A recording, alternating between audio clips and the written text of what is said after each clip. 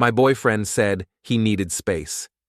3 weeks later, he kissed his ex at a party, on purpose. Everyone filmed, everyone laughed. He thought I'd beg him to stay. Instead, I let him confess, and played it for his parents. I watched Malcolm across the crowded basement, red cup in hand, laughing with Dean and Randall like nothing had changed between us. 3 weeks of silence, 3 weeks of him needing space, and here he was at Curtis's party acting like I didn't exist. The bass thrummed through my chest as I made my way toward the kitchen. That's when I saw her, Sabrina, his ex, sliding through the crowd with that predatory smile I remembered from freshman year. "Well, look what the cat dragged in," she purred, positioning herself directly in Malcolm's line of sight. I froze behind a group of sophomores, my stomach twisting as Malcolm's expression shifted. The easy grin I'd fallen for 2 years ago spread across his face. "Sabrina." His voice carried that low, intimate tone I thought belonged to me alone. She stepped closer, her hand trailing along his arm. "Miss me?" The room felt electric. I should have walked away, should have called my sister Celeste to pick me up. Instead, I stood there, paralyzed, as Malcolm glanced around the room, his gaze sliding right past me, and leaned into Sabrina's touch. "You know I do," he murmured. The kiss happened in slow motion. Her lips on his hands tangling in her hair, the crowd erupting in whoops. But what made my blood freeze wasn't the betrayal. It was the deliberate way Malcolm positioned himself, making sure everyone could see. Dean held up his phone, grinning. "This is going straight to the group chat."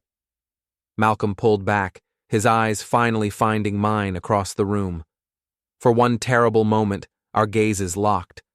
I saw no surprise there, no guilt, just cold calculation. He'd known I was watching. He'd wanted me to see.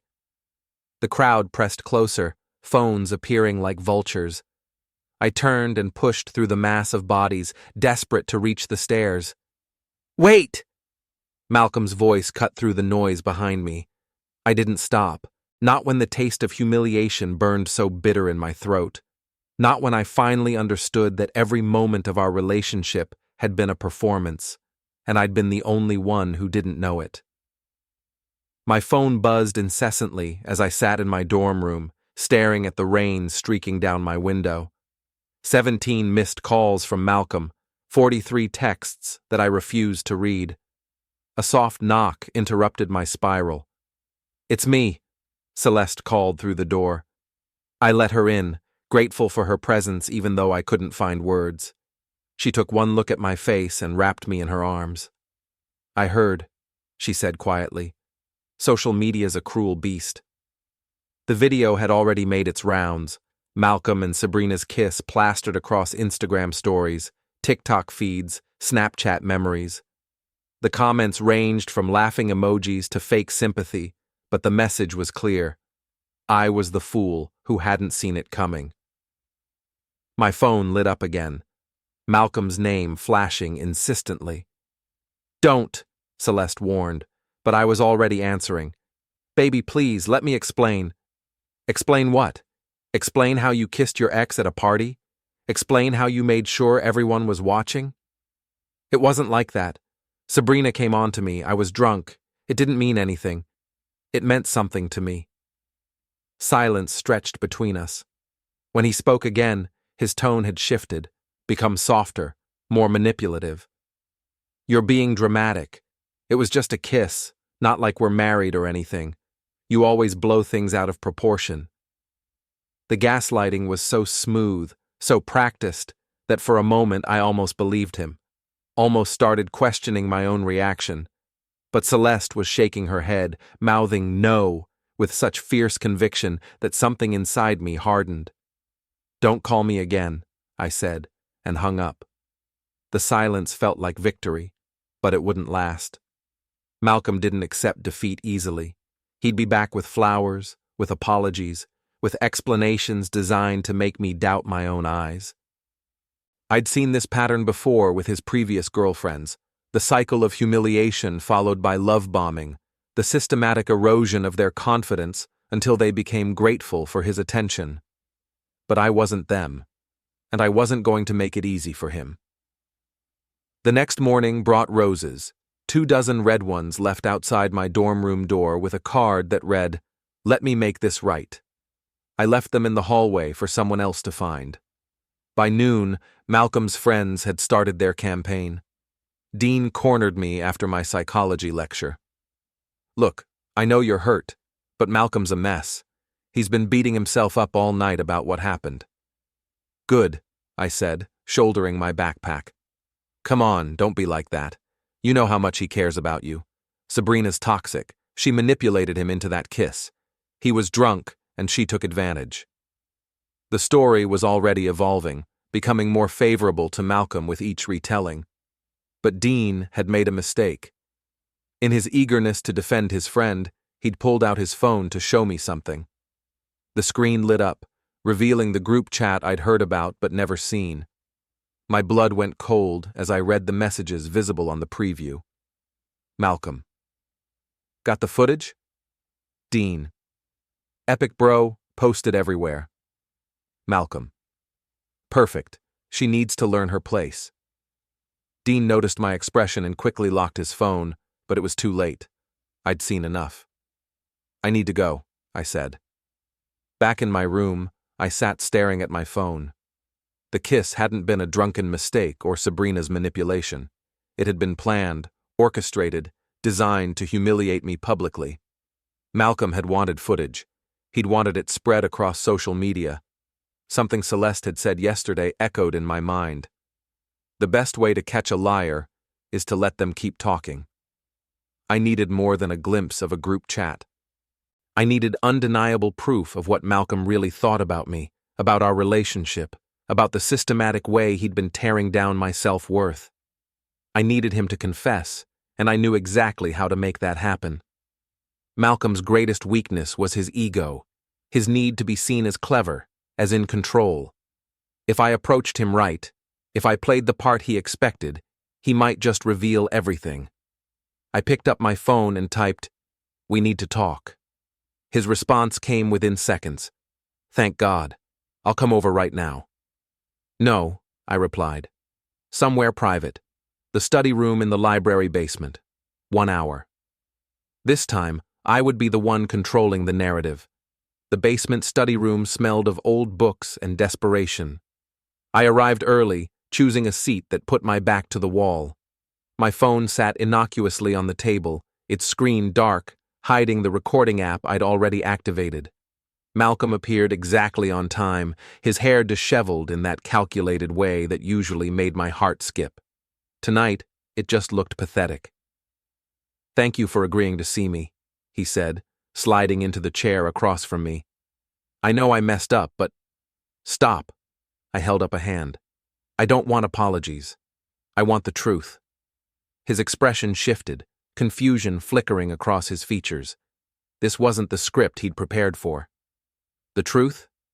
Baby, I've been telling you the truth. Sabrina manipulated the situation. I was drunk. It meant nothing." "Cut the act, Malcolm. There's no audience here. No friends to impress. Just us." Something dangerous sparked in his eyes, the look I'd glimpsed a few times during our relationship, but had always dismissed. Now I recognized it for what it was. The mask slipping. "What exactly are you accusing me of?" "I'm not accusing you of anything. I'm asking you to be honest with me for once. About the party, about Sabrina, about why you really wanted everyone to see." He was silent for a long moment, studying my face. When he spoke again, his voice had lost its pleading quality. "You want honesty? Fine. You've been getting too comfortable lately, too confident, acting like you had some kind of claim on me." My heart hammered against my ribs, but I kept my expression neutral. "Go on." The kiss was a reminder, a reality check. You needed to understand your place in this relationship. He leaned back in his chair, suddenly relaxed. "And it worked, didn't it? Here you are, begging for my attention again. Is that what you think this is? Isn't it? You can play hard to get all you want, but we both know you'll take me back. They always do. His smile was cold, calculating. That's the beauty of it. Break them down just enough to keep them grateful, but not so much that they actually leave. The recording device captured every word, every inflection of cruelty in his voice. "You've done this before," I said. It wasn't a question. Of course. Sarah lasted 6 months before she transferred schools. Melissa made it almost a year. She was tougher than she looked. But you? He tilted his head, studying me like a specimen. You're the most challenging yet. So sure of yourself, so independent. Breaking you down has been educational. I stood up slowly, my hand casually brushing against my phone to stop the recording. 23 minutes of pure confession, of Malcolm revealing exactly who he was beneath the charming facade. "Thank you," I said quietly. "For what?" "For finally being honest." His expression shifted as something in my tone registered. "What's that supposed to mean?" But I was already walking toward the door, my phone secure in my pocket, Malcolm's voice echoing behind me with increasing panic. "Wait! Where are you going? We're not done talking." Oh, but we were. We were more than done. Sunday dinner at my parents' house had always been sacred, a time when phones stayed silent and family came first. Tonight, I was breaking that rule. "I need to show you all something," I said, setting my device on the dining room table. "It's important." Mom looked concerned, Dad skeptical. Celeste already knew something was coming, but Malcolm's parents, who'd been invited months ago for this monthly tradition, looked merely curious. "What's this about, sweetheart?" Malcolm's mother, Patricia, asked with that condescending smile she'd perfected over 2 years of tolerating me. "It's about your son," I said, pressing play. Malcolm's voice filled the room, clear and unmistakable. The kiss was a reminder, a reality check. You needed to understand your place in this relationship. The silence that followed was deafening. Patricia's smile froze, then crumbled. Break them down just enough to keep them grateful, but not so much that they actually leave. Mom's fork clattered against her plate. Dad's jaw tightened with barely controlled fury. But it was Patricia's expression that satisfied me most, the dawning horror as she realized her perfect son was revealing himself to be a calculating predator. "You've done this before. Sarah lasted 6 months before she transferred schools. Melissa made it almost a year." "Turn it off," Robert said quietly, but I let it continue. "Breaking you down has been educational." When the recording ended, the silence stretched unbearably. Patricia's face had gone white, her hands trembling. "That's not—" "He wouldn't—" she started, but the words died in her throat. "There's more," I said, pulling up the screenshots I'd managed to capture from Dean's phone. The group chat messages painted an even darker picture. Malcolm's friends discussing my training, rating how effectively different humiliation tactics worked, placing bets on how long before I'd break completely. Dad stood up so abruptly, his chair scraped against the hardwood. "I want him out of this house. Now." "We should call him," Mom suggested. "Give him a chance to explain." "Explain what?" Celeste's voice cut through the room like a blade. "Explain how he systematically abused my sister? How he turned psychological manipulation into a game?" Patricia was crying now, quiet tears that she tried to hide behind her napkin. "I raised him better than this. I don't understand how—" "You enabled it," Dad said bluntly. "Every time he got in trouble, you made excuses. Every time someone complained about his behavior, you blamed them." Robert finally spoke, his voice heavy with shame. "What do you want from us?" "Nothing," I said. "I want nothing from any of you. I just wanted you to know who he really is before he comes crying to you about how I overreacted to his innocent mistake." My device buzzed with an incoming call. Malcolm's name flashed on the screen, and I realized he must have heard about tonight's gathering through the family grapevine. I answered on speaker, letting his voice fill the room one more time. "Baby, I heard you're at your parents' house. What's going on? My mom's been crying. They know, Malcolm, I said simply. The line went dead. 3 days later, Malcolm's world had completely unraveled. The recording had made its way through campus faster than wildfire, shared in group chats, posted on anonymous confession pages, dissected in dormitory common rooms. The same social media ecosystem he'd used to humiliate me now turned against him with ruthless efficiency. I watched from across the quad as he sat alone on a bench, his usual entourage nowhere to be seen. Dean had transferred to a different university. Apparently, his parents weren't thrilled about their son's participation in what the campus newspaper had dubbed psychological torture.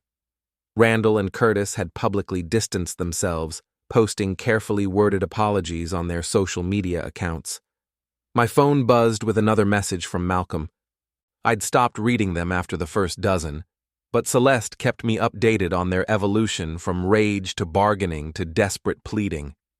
He'd tried everything, claiming the recording was taken out of context, insisting he'd been joking, even suggesting I'd seduced him into saying those things. Nobody believed him. The evidence was too clear, too extensive, too damning. How does it feel? Celeste asked, settling beside me on the library steps. I considered the question seriously. 3 months ago, I would have expected to feel triumphant, vindicated, powerful. Instead, I felt something quieter and more profound, free. Like I can breathe again, I said finally. Patricia had called twice, leaving voicemails full of apologies and offers to pay for therapy. Robert had written a formal letter acknowledging their failure as parents and promising to get Malcolm professional help. Both gestures felt hollow, too little and too late, but they represented a reckoning I hadn't expected. The most surprising response had come from Sarah and Melissa, Malcolm's previous victims, who'd reached out after hearing about the recording. We'd met for coffee yesterday, sharing stories that revealed the full scope of his pattern. Sarah was thriving at her new school. Melissa had started a support group for emotional abuse survivors. Both thanked me for finally giving them the validation they'd needed. There he is, Celeste murmured. Malcolm was walking toward us across the quad, his usual confident stride replaced by something desperate and hunted. Students turned to stare as he passed, some whispering, others openly pointing. He stopped about 10 feet away, close enough to be heard, but far enough to avoid accusations of harassment. "Can we talk?" he called out. "Please, just 5 minutes?" I stood up slowly, feeling the weight of dozens of eyes watching this final confrontation. The old me would have felt embarrassed by the attention. The new me understood that some moments demanded witnesses. "We have nothing left to say to each other," I replied, my voice carrying clearly across the quad. "I can change. I am changing. I'm seeing a therapist. Good for you. Do it for yourself, not for me." He took a step closer, and I saw Celeste tense beside me. But I wasn't afraid anymore. Malcolm had no power left to wield, no reputation left to leverage, no social currency left to spend. "I loved you," he said, and for the first time since I'd known him, his voice cracked with what might have been genuine emotion. "No," I said quietly. "You loved controlling me. There's a difference." I turned away from him then, walking up the library steps with Celeste beside me. Behind us, I heard the murmur of voices, the click of phones capturing the moment, the sound of Malcolm finally facing the consequences of his choices. The door closed behind us with a soft click, sealing away the last chapter of a story I was finally ready to finish writing.